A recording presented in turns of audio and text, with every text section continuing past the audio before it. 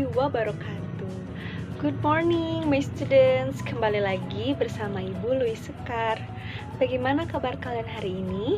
Semoga kalian dalam keadaan sehat walafiat dan semangat mengikuti pembelajaran hari ini. Seperti biasa, sebelum kita belajar, marilah kita berdoa dulu agar ilmu yang kita dapati setiap harinya dapat bermanfaat. Berdoa dimulai.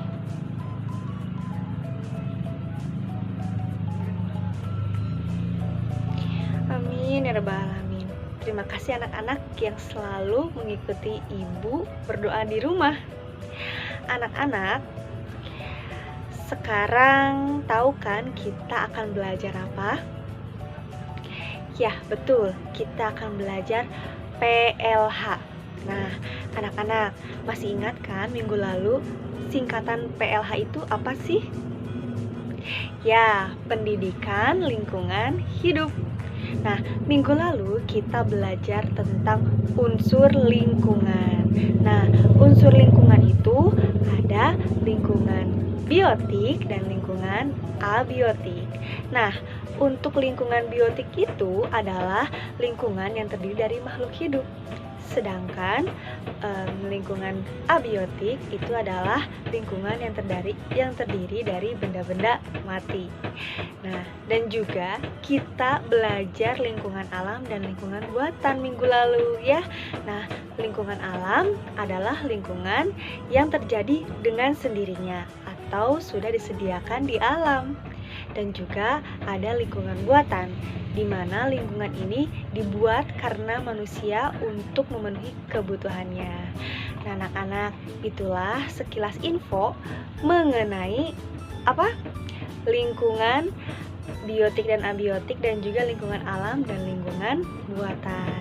Nah, sekarang kita akan belajar PLH mengenai menjaga lingkungan agar tetap memberi manfaat. Anak-anak, Tuhan memberikan alam beserta isinya kepada manusia untuk diolah ya menjadi sesuatu yang bermanfaat. Manusia mengolah alam untuk memenuhi kebutuhan hidupnya. Selain itu, manusia juga mengolah alam untuk memperlancar kegiatan sehari-hari untuk mengolah alam itu. Nah, manusia mengubah lingkungan biotik menjadi abiotik. Nah, Ibu akan memberikan paparannya. Yang pertama, perubahan unsur biotik dan menjadi abiotik ya. Nah, lingkungan buatan berasal dari lingkungan alam yang diubah menjadi sesuatu yang diperlukan manusia. Misalnya, hutan diubah menjadi ladang atau kebun. Pernah melihat kan kalau kalian misalnya pergi ke dataran tinggi melihat ada ladang, kemudian di daerah mana ada kebun, ada sawah ya. Itu adalah lingkungan alam. Ladang atau kebun termasuk ke dalam lingkungan buatan.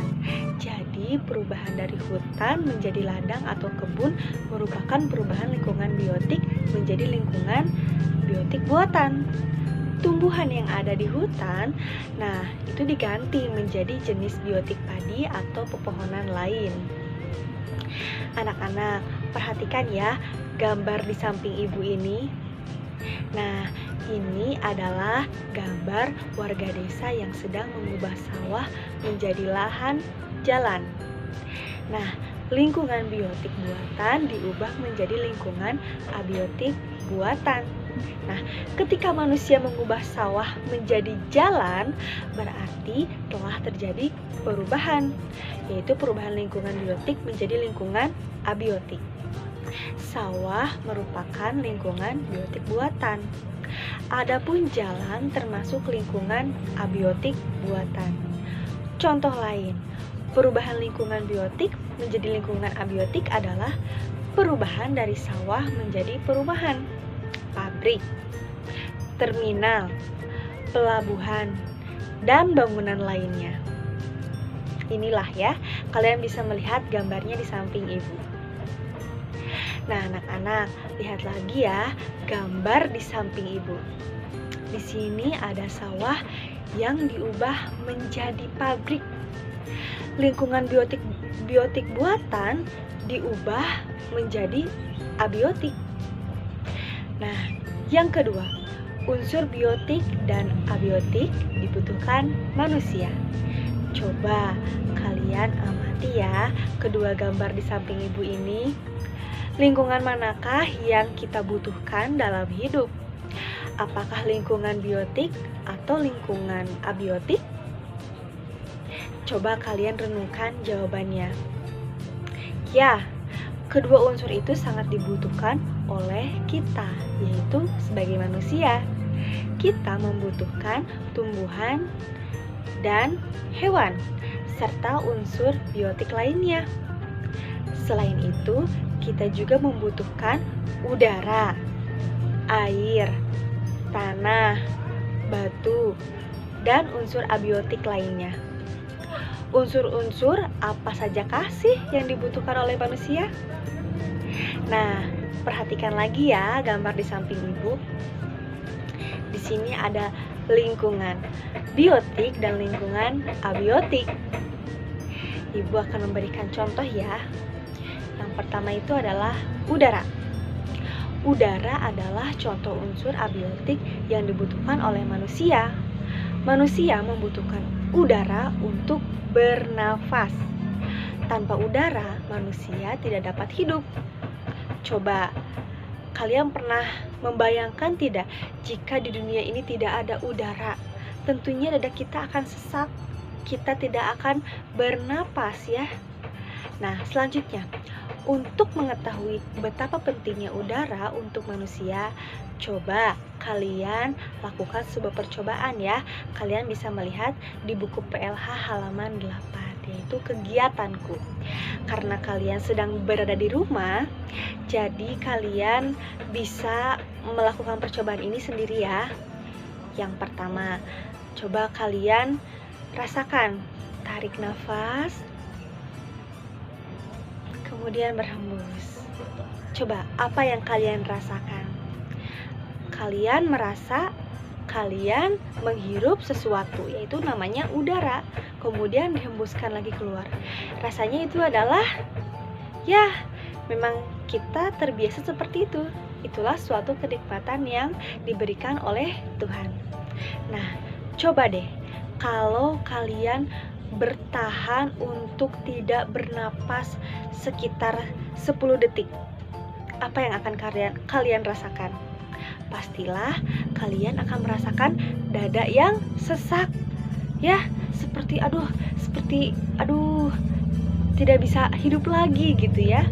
Nah, itulah yang akan kita bahas. Nah, itu adalah ketika kamu menahan napas itu tidak bisa menghisap udara atau tidak mengeluarkan udara. Nah, tidak kuat kan? Tidak bernapas sebentar saja rasanya pasti dada itu sesak. Itu menandakan bahwa kita memerlukan udara untuk bernapas. Artinya kita membutuhkan udara untuk hidup. Kita menghirup udara, kemudian udara itu dikeluarkan lagi. Nah, udara yang masuk dengan udara yang keluar itu berbeda sekali ya anak-anak. Nah, ketika masuk udara mengandung zat yang dibutuhkan oleh tubuh. Zat yang dibutuhkan oleh tubuh dari udara namanya oksigen. Minggu lalu ibu pernah membahas ya. Yang kita hirup itu adalah oksigen. Nah, kemudian di dalam tubuh itu ada zat yang kotor. Nah, sama oksigen itu diolah, kemudian dikeluarkan menjadi udara kotor yang dinamakan karbon dioksida. Air juga merupakan salah satu unsur abiotik yang berguna bagi kehidupan manusia dan makhluk hidup lainnya. Nah, coba diskusikan dengan karena kalian tidak bisa berdiskusi, coba kalian boleh bertanya kepada ayah bunda kalian ya, mengenai soal yang akan ibu berikan. Tapi dijawabnya sendiri ya. Kalian cukup menanyakan pengetahuannya saja, tapi untuk jawabannya kalian sendiri ya yang menjawab. Di sini kalian silakan membuka halaman 10. Halaman 10 di buku PLH.